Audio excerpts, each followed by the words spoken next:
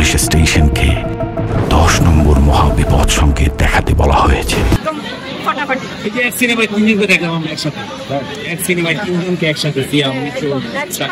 আরো ভালোভাবে আমরা এটা দেখতে পারবো যে তারা কিভাবে অ্যাকশন নেয়, ফাইট নেয়। সো ওই ব্যাপারে অবশ্যই আমরা নেক্সট পার্টগুলো ওয়েট করবো, আবার দেখতে আসবো। নতুনত্ব কিছু পেয়েছেন আমাদের সিনেমা?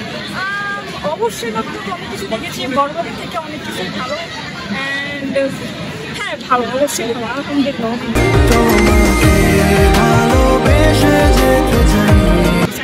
ক্যামিওগুলো কি এক্সপেক্টেড ছিল কিনা যখন স্ক্রিনে আসলো? ক্যামিও সিনেমা দেখতে আসলে এক্সপেক্টেড ছিল না, অনেক আনএক্সপেক্টেড ছিল। তবে আমি বলছি যে অনেক দুর্দান্ত থাকা হচ্ছে একসাথে।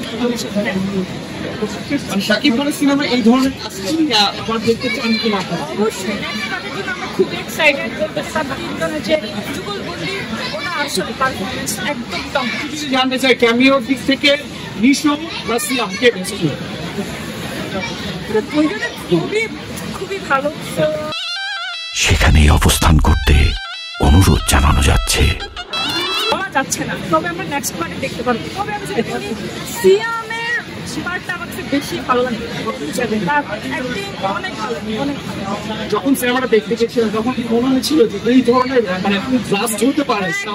একদম আমি আসলে বলতে গেলে যে এরকম টাইপের অ্যাক্টিং বা এরকম স্কিলস দেখো তাদের সবার মধ্যে, মানে এরকম ভিলেন টাইপের আসলে আমি এক্সপেক্ট করিনি, আনএক্সপেক্টেড ছিল।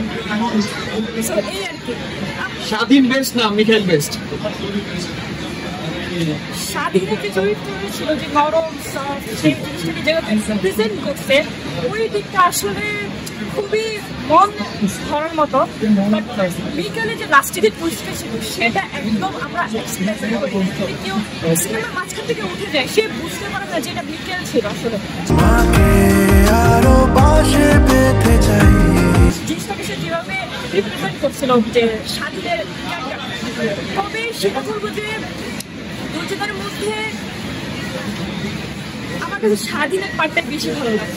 মেকেল তো লাস্টের যে মিডল সিগনেটটা আছে, সেটাও খুবই ভালো ছিল।